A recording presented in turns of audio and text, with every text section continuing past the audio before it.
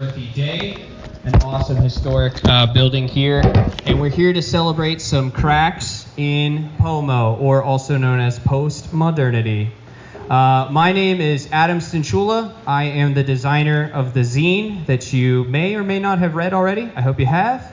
If you haven't, you better pick one up at the end of the program. Okay, so we're going to get our panel up here and get this all started, and I'm going to start introducing everybody. First of all, the gentleman to my left is Steven, the main man, everybody. Can I give it up for Steven? This is why we're here. You guys go ahead, sit. Steven is the curator and editor of Cracks in Pomo. He also hosts Cracks in Pomo, the podcast, and Substack blog, in addition to working as a freelance writer and educator of philosophy and theology. So that is Steven here. Next up, we have Brennan Vickery. There we go. Oh, yeah. Author of Shriek of the Devil, The Gaze and Satan. He is a writer and artist living in New York City. So give it up for Brennan again. You guys swapped on me. Uh-oh. Okay, next up is Nicholas Adubato. He is author of Where Did All the Ties Go? It is a junior studying philosophy and communications. Get up for Nicholas.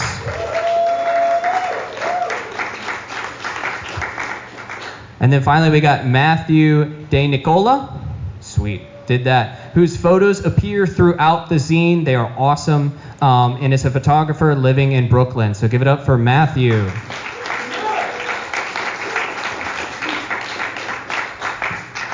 And myself, didn't think I was going to be part of this one, huh? I am the designer of the zine and author of All Hail the Magic Conch Show. I work in film production, and I go by Wafers 3D to my cooler friends. So, but first, I'm going to start a couple questions with Steven, if I can pop a squat here. So Steven, got to go with the basics. How did this all start? How did Cracks in Pomo, the podcast, and your literary work start? And then what made you bring it to a zine format? So how did this start? Let's see. So no, when I was studying, I did my master's in theology. I was doing a lot of work with history of ideas, intellectual history. And I found that all the things I was studying was helping me to understand a lot of questions that I've had about our society, about pop culture. And the more I looked at postmodern thought in itself, I realized there's something really insightful here. It doesn't cover the full story. There's something incomplete, and yet there's something really profound. So I thought I want to go deep into the cracks within postmodern thought, within postmodern culture, and delve all the way in. Look at my experience, look at what I see happening in the world through that lens. And, so I started my own blog, I started writing. People told me, people don't like to read, so why don't you do a podcast? Tried that out. But then at a certain point, I was like, I want this to be a communal effort. I want to invite other people into this, and I want them to contribute their thoughts. I want them to contribute their writing, their art, and this is how the idea of the zine started. Awesome. So how much, obviously, given your influences, please state them. Who influences you? What influences you? And how much of your own experience, how much is really subjective in your work, and how much would you personally define as objective in this? Okay, so influences, I'll start with the most important. The fact that I have friends who have the same questions as me, who want to explore, the deeper meaning of what's going on in life and society. Having people I can share that with is crucial, having that sense of community. On the intellectual level, I'd first have to say, obviously her name appears in here a lot. Camille Paglia is a huge influence. Let's hear it for Camille. Everybody loves her.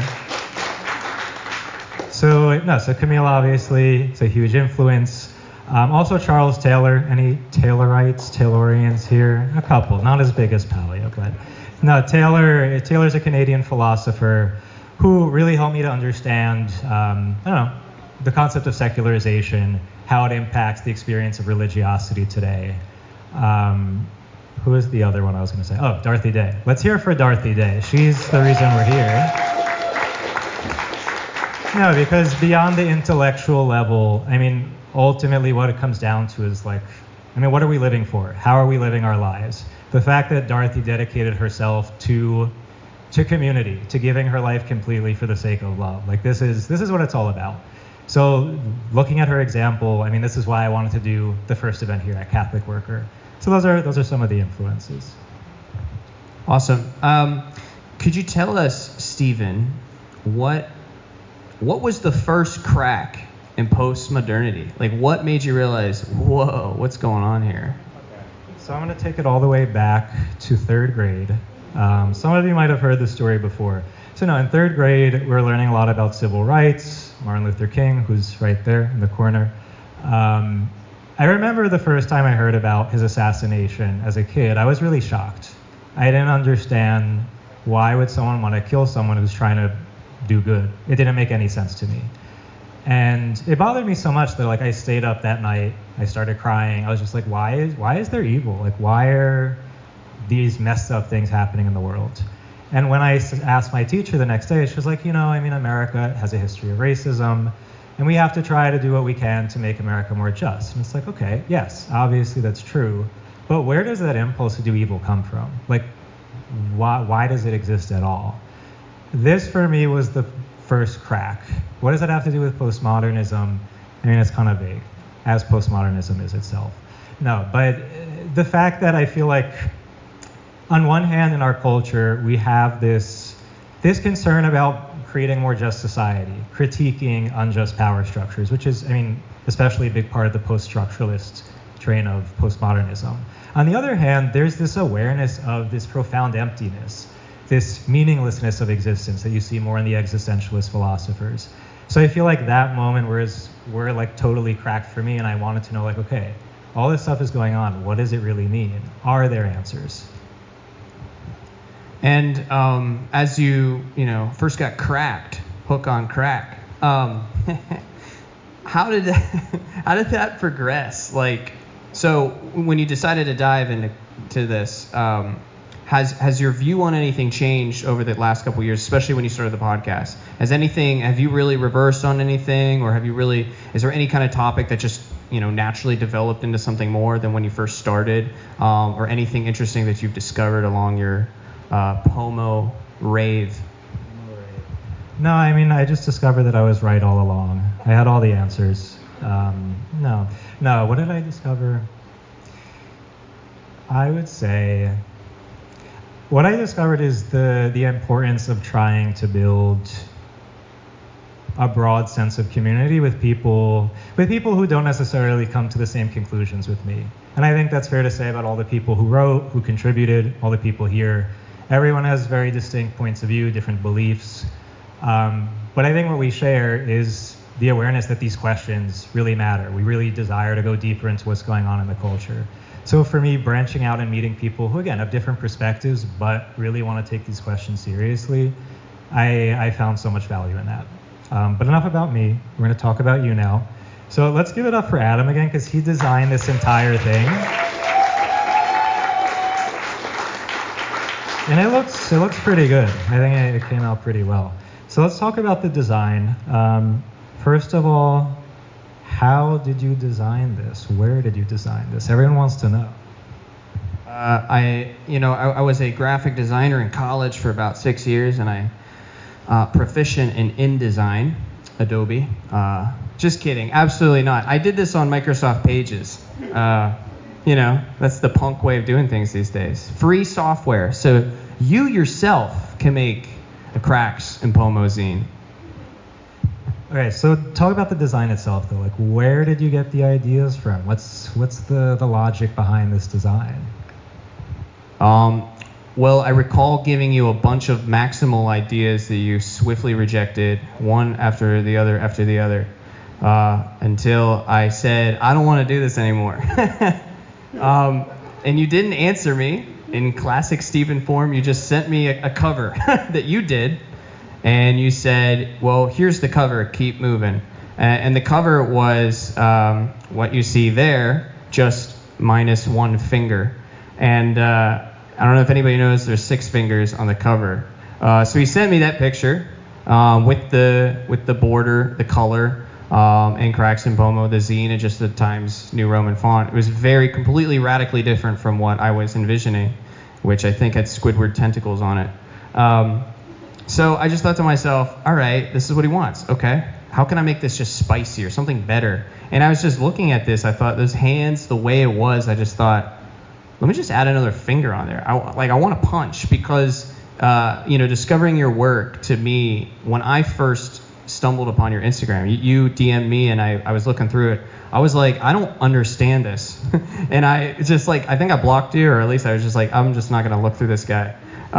And then I came back to it a second time and I took a closer look. And as I took a closer look, that's when I realized, oh, I get it. So I kind of wanted to do that with what you had on the cover. And then everything else, I just wanted to keep to that like minimalistic vibe. But why the 6 fingers? Was it random, or was there something behind it?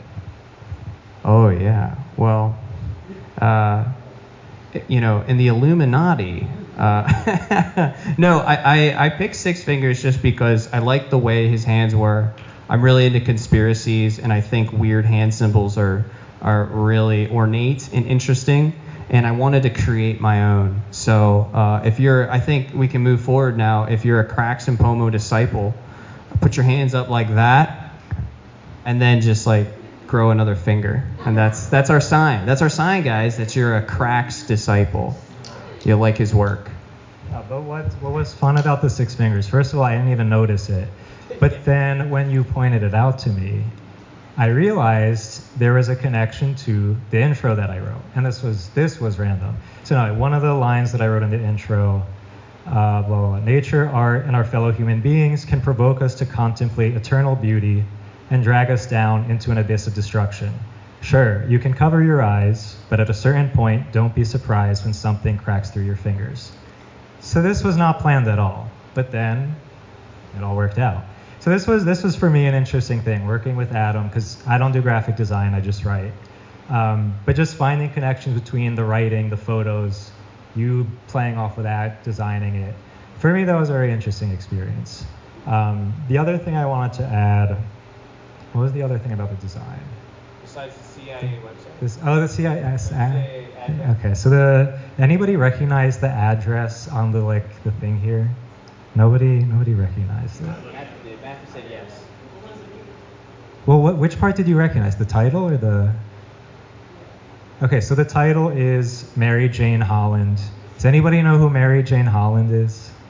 Any Gaga fans? Art pop? The best album? No, okay, we're not going to win tonight. So on her best album, Art Pop, she has a song called Mary Jane Holland, which is basically about how somehow, I don't know how it happened, she ended up having split personalities. Very mysterious. But then, connection to the address. What's the address? The CIA. The CIA headquarters. So, I don't know, maybe they had something to do with Gaga's split personalities. We have no idea. We're not gonna take any guesses. We're not talking about that tonight. This is being live streamed. We don't want to get canceled. Sorry. Anyway, so let's get into your SpongeBob article, the longest one, because I was too lazy to edit it down. I was just tired. I didn't feel like it. Talk about SpongeBob and absurdity. What is the connection? What are you trying to say in this essay?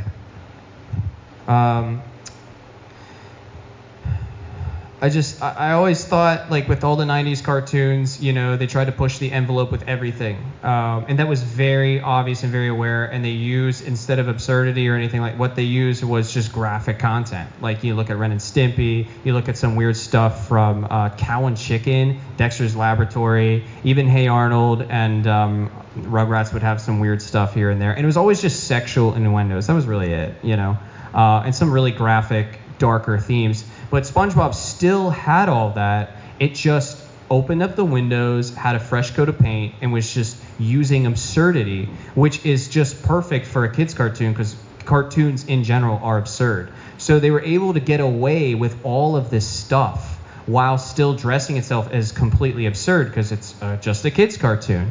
However, it wasn't. It was as dangerous as Ren and Stimpy, but still dressed up as a kid's cartoon. So that just ended up getting into all of our subconsciouses, every one of you, if you watch SpongeBob. And now, since we are currently taking over as the next current generation, we are becoming SpongeBob SquarePants in every shape and form. Any SpongeBob fans? Yeah, the SpongeBob is pretty important. Okay, so we're gonna move on to Brennan. So Brennan, first, before I ask you a question, summarize what is your article about? What was behind it? What inspired it, etc. Well, I'm long-winded, so summarize. I got a couple lychee martinis running through my veins, but my article is essentially about gays. I often joke when I talk about gays, I go, this is not a referendum on gays, but I'm getting to a point where I'm like, this is a referendum on gays because this shit is going left. But my article is basically about, I touched upon Sam Smith's performance at the Grammys. If you guys saw, Sam Smith, who's had like 7 iterations at this point. First he was like skinny and Christian adjacent and kind of gay, and then he was like, no, I am gay and I'm getting a little bigger. And then he was like, I've gotten even a little bigger, but now I'm queer and now I'm non-binary. And the gays don't really care about this. Who does care about this pandering? And I hate to be a little like controversial or whatever, but it often is straight white women. They always respond to this shit, like always, and they like accessorize the gay, and then all of a sudden they're like, no, you don't understand. They're like the bureaucrats of culture. They just want to create like contract after contract after contract, and like and the gays like, you know, they slurp it up because, no pun intended, but they do because oftentimes, you know, women have been the allies of like the gay men. It's often black women, but like white women as well. So my article was essentially about how it was called like the shriek of the devil, gays and Satan. Essentially how like, you know, these gay pop cultural like fixtures are now like really, you know, they always do this thing where they like have to reference like Satan, or like you see with Lil Nas X, right? Like you see this all the time. I mean, God, I could go on forever because it's essentially about like, you know, this kind of like, it's kind of like this repulsion from like Christianity or anything that's like godlike or religiosity, because oftentimes, especially in Western Judeo culture, like, you know, the gay has been oppressed or repressed or whatever by like the Western Judeo-Christian church. And I'm just saying like this is reductive, this is redundant, it's been done 1,000 times. I myself am not a religious person, I'm not a Christian, but I think it's often banal, benign, and boring to constantly reference like the church as like your like upbringing and your oppressor and your oppressor, and it's like move on. And I think the best way to move on is through forgiveness, and then there in turn is like transcendence. There is no roadmap for transcendence. I'm often curious about it, but I am so exhausted of this culture of like this therapeutic verbiage that's like on and on about like, no, but I'm self-aware, but like I get it, but you don't understand. Are you in therapy? Analysis is better than DBT. DBT is better than CBT. It's like, girl, like you're just creating a whole new religion for yourself. And I could go on and on about this, you know, like, I mean, so my art, if you can imagine. So my article was about that, and essentially I referenced in the article also Lana Del Rey, for those who read or maybe didn't read it. And what I was saying about Lana was she had on her latest album, you know, what was that? What was the name of the album? What was it? Under the la la la la. Did you know there's a tunnel under? I love that Alabama song. Anyways, Waffle House, shout out. But you know what I was saying about Lana, and I made this case with many different artists. I made this case with Azealia Banks. You know, like using the term faggot and like the mainstream, because this is the problem that people have is like gayness becomes more mainstream, and I personally am speaking specifically to gay men. I can't speak to the whole like acronym that is the alphabet because I don't know. I'm a gay man, and what I do know about someone like Azealia Banks, I'm gonna draw like a through line here and a little parallel with Lana, is that like, you know, the mainstream doesn't get it. They want to pretend that they get it, but they're like, Azalea's using the word faggot, she's homophobic, we should, but like go to an Azealia Banks concert, 99.9% of the audience is gay men. Why have they not canceled, you know, Azealia Banks? And although like the mainstream press or whoever, these, you know, banal like masters holding careerist elitist writers have like, we should get rid of Azealia Banks, is because the gay faggots know that Azealia is a faggot. Like we know that, and we know that about Lana as well. And like the point I made in the article about Lana was that she hadn't I was gonna say excerpt, but what is it? I mean, album when you have a talking, what was it? An interlude with oh my God, I didn't do my homework, but even though I wrote about it, who's the pastor? Joseph Smith? Wait, is he? Judah Smith, who back in my evangelical days, we knew Judah Smith, who obviously like has pronounced, anti-LGBT, whatever you want to say, homophobic views and sermons like that. I'm not like a fan of him or whatever, but did I care that he was on the album? Absolutely not. Why? Because I'm like, Lana is exploring shit. She's an artist. She should be exploring so many things. Like, I don't care. And guess what?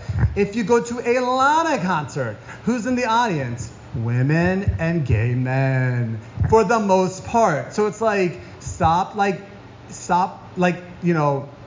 intercepting the discourse and like putting yourself in between it and being like, they shouldn't because that's homophobic. I mean, I read this article. I mean, I don't know who they're paying to write these articles these days. I cannot imagine.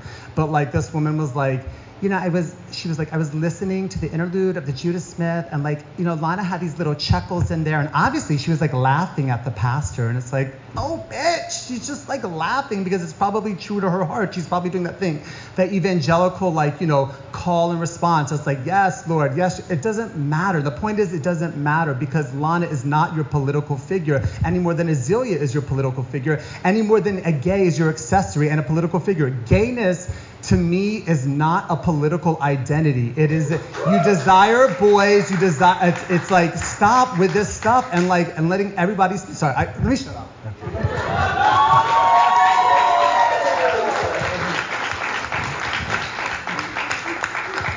No, so two things. First of all, there's a lot to process. Give me a second. No, so the first thing, which I think is a theme that runs throughout this, we see a lot in our culture. There are these moral fixations, this return of Puritanism. As much as we say we're in a secular culture, we fixate on these, using the right terms. We want to be on the right side. And I think the perspective that you're presenting shatters that and says, okay, let's chill for a second. Let's think about the art. Let's think about art for art's sake, to quote Wilde. Because art is beautiful. Art can't always be moralized into these nice, pristine boxes. But the other thing, you finish the article with this question. You say, instead of commenting on one's oppressor, so talking about these artists like Sam Smith, Lil Nas X, who, critiquing Christianity using satanic imagery, instead of commenting on one's oppressor, especially by embodying the enemy of them, what if one abandoned the whole gospel together? In other words, what if people just got over it and moved on? So yeah, there's part... Isn't that like very paleo though? Yeah. Isn't paleo said like, move on, honey, like, okay. Yeah, no, so I mean, but it's, again, there's this, part of it I think is this moral Puritanism, this fixation that makes people want to perpetuate the whole, the oppressor. But we're gonna move on to Nick, who's also my brother. So Nick, you wrote the article, Where Did All the Ties Go? First, I want you to tell them about the introduction of this article, paint the picture for them, talk a little bit about opera and what it means to you from there. Well, let's start with our grandmother. She's a crazy person, a legitimately crazy person. She's very Italian. She can't pronounce words correctly sometimes, but she loves opera. She always has. I mean, I outline it in the article, but as a child, when I was a child, I never understood it because she would come over our house and she would play Madame Butterfly or anything by Puccini and just start crying and gesticulating all the different things happening in the opera. So in the article, I outline the end of Madame Butterfly where she kills herself and my grandmother's sitting there like, isn't this so beautiful? And I just never understood it, and it really turned me off to opera as a whole as a child, or really anything pertaining to death, because it was terrifying. I mean, I thought, how could she possibly think that this is beautiful? She explains that her husband left her for a younger woman and how terrible it was, and she was so ashamed, and I don't know, but somehow this was the greatest story ever written. And opera for me really meant nothing other than that until I got to college and was exposed to it more and more. Just, actually one of the places I was exposed to it was Cafe Reggio downtown, The Other Side. I don't know if anyone's a fan of that. They're always playing opera, and I liked it when I would go there. So, but opera for me represents something divine that we truly can't get a grasp on. I don't remember who says this, but there's a quote that opera is like the truest art. It's like the wholest art. It incorporates writing, music, dancing, art, theater, etc., etc. So. Opera for me represents not only something truly divine and connected to me, through my family and et cetera, but also something whole and holistic for a modern world full of cracks. So you talk about when you went to the Metropolitan Opera for the first time, and you had a question when you were going in. You asked, "Where did all the ties go?" Which is the title of the piece. So what does that question mean, and what is your answer to it? I was wearing a tie that night. I was used to wearing a tie, just general things. But yeah, I walked in and everyone's wearing jeans, kind of like how I'm dressed tonight. I'm not wearing a tie because it's 1,000 degrees, but I went and everyone's wearing jeans and polo shirts and these blazers that have like really skinny lapels that are terrible and look awful. And I was, just like, where are the ties? Like, I don't know. The idea of wanting to look nice and presenting to something a little bit higher than yourself, something I've always aspired to, and I just think it's something that's a little absent in our modern culture. And why that's the case is, through kind of the hegemony we have in this country that just totally puts down and belittles and calls silly anything frivolous. And in the article, that's what I point out, that the reason nobody's wearing a tie is because why would you even consider wearing something so ridiculous as an accessory, And part of that is just the idea of perpetual utility and how much we ascribe to the church of efficiency and utilitarianism, and that's something that I think opera totally negates, and that was kind of my point. I was relating something seemingly unrelated to opera, which totally transfixes and goes against what we know in our modern zeitgeist. Yeah. Yeah, I don't think there's anything utilitarian about opera. I don't think there's any good use for it. So it all adds up. Okay, so Matt is one of our photographers along with Leslie. Where's Leslie? Leslie's there, one of our other photographers. There's Leslie. And me, I was also a photographer. That doesn't matter as much. So Matt and I, so we had a plan. We had a plan to do a shoot with a certain person. Didn't work out, but we said, we're here. Let's do what we can. Let's make it work.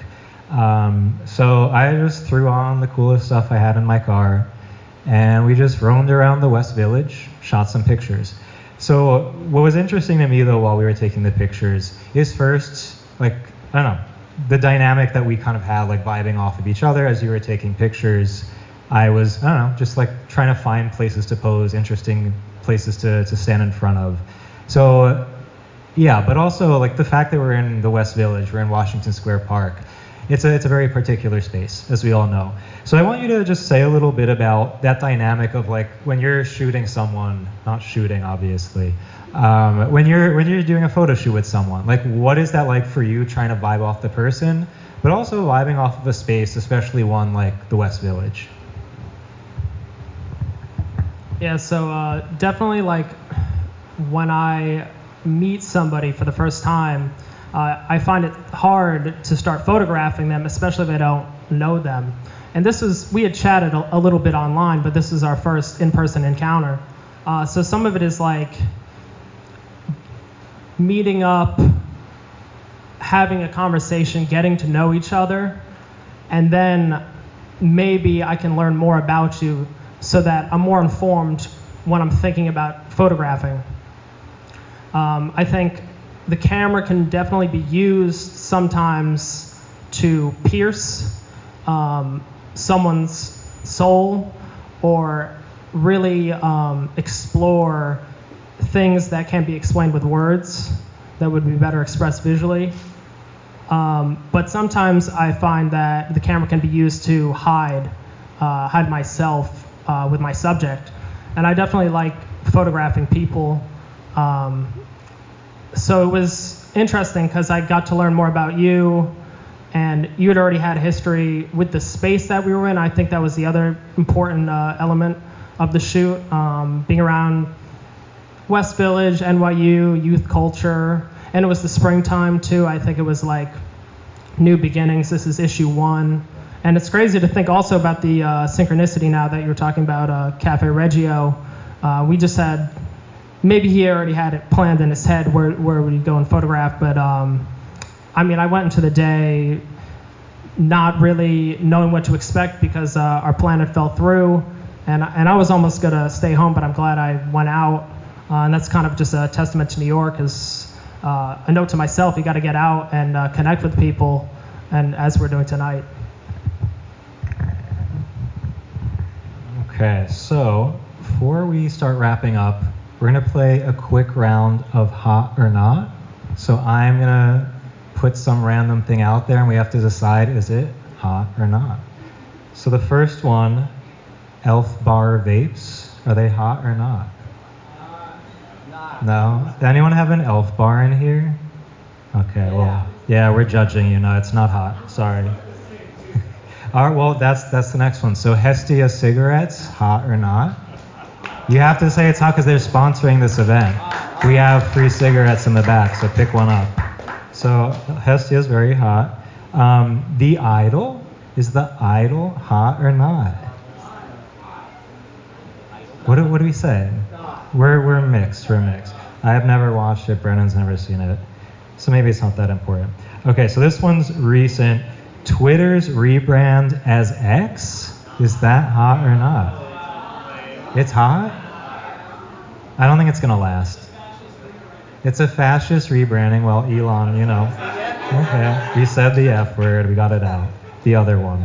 All right, the big one, the one of the century, Barbie, hot or not? No, boring? You don't care? Okay, Brennan doesn't care, so lukewarm, hot, okay. We're mixed again. Dressing up like Barbie to go see Barbie, it's not hot. No, don't post those pictures on Instagram. We don't care. Some of you might have looked good, but okay. Oppenheimer, does anybody care? Is it hot? Okay, so Oppenheimer wins, Barbie loses. The next one, we know what Brennan's gonna say. I know what Nick's gonna say. Lana Del Rey working at a fast food restaurant. It's very hot. It's very hot. That's, yeah. There's no controversy there. Bitcoin, is Bitcoin hot or not? No. In 10 years ago? Yeah, no. Another Twitter one. Twitter Anons. I know there are some Twitter Anons in here. Is that hot? I'm not looking at any of you right now, but I know who you are. Yeah, no, it's hot. Sometimes it's embarrassing. Last one, slonking eggs. Is that hot? Does anybody slonk eggs? Some people. Oh, so what is slonking eggs? It's when you swallow raw eggs. I don't know what it's supposed to do, but okay. Last one, most important one, the Catholic Worker. Okay. All right, so the Catholic Worker. So I want to just say a couple things about this space, why we're using it. So, no, the Catholic Worker, founded by a servant of God, Dorothy Day. Dorothy Day, if you don't know, grew up in Chicago, moved around the U.S., was someone who was very, very curious to understand the suffering of the poor, wanted to understand social injustice, but also was someone who loved beauty, whether it was in art, nature, music. And she always, kind of like what I was saying before about the Martin Luther King, she always had these big questions and was searching constantly. So she eventually made her way into certain leftist circles in the city, But still, she wanted to know, like, is there some higher truth? Is there some greater meaning? Eventually, she did convert to Catholicism. And her big question after converting is, how do I merge my newfound faith with my dedication to social justice, to responding to the needs of the poor? So out of nowhere, this random French guy shows up on her doorstep, Peter Morin, and says, I've heard about you. I want to start some organization with you. And that was the day the Catholic Worker was born. So Maryhouse, where we are right now, this is one of the first Catholic workers in the world. St. Joseph House, some of you went there by accident because you didn't look at the direction on the flyer. It's two blocks down, that's for the men. But the Catholic Worker, both Maryhouse and the St. Joseph House, serve people who are hungry, who need a place to stay, who just want hospitality, people to have community with. And Dorothy Day did live here for a significant portion of her life. She lived and died in one of the bedrooms upstairs, really, really beautiful room. But no, I wanted to use this space because of how much Dorothy has inspired me, but also how much this place and the people here embody what we're trying to do with Cracks and Pomo. So we will be collecting donations for the Catholic Worker. On the table in the back, you'll see a little golden box. Please do offer a donation just to support the work that they're doing here. Other than that, what else do we have? On the table, we also have some of the little Cracks and Pomo cards with the QR code. You can take one of those. If you want to buy a hard copy, come see me. We're running low, we're almost out, but we still have a couple left, so let me know if you want a hard copy. We have some art on the table as well by Erin K. McAtee. She's one of the artists who contributed here. So she has some cards that you can take, and then other pieces, you just want to take a look at them. So after Hallowed performs, you guys can get more food and drinks, take a Hestia, but don't be greedy, just take one. And obviously don't smoke in here, please go outside, be courteous. Fascists. Other than that, okay, no. We got to be out by 9, so don't linger. Don't make these people have to work harder than they already work. But so Hallowed's about to come up and perform. Let's hear it for Hallowed. And Adam's gonna introduce Hallowed as we file down. Okay, holy heck. Let's give it up for all the panelists again one more time, guys.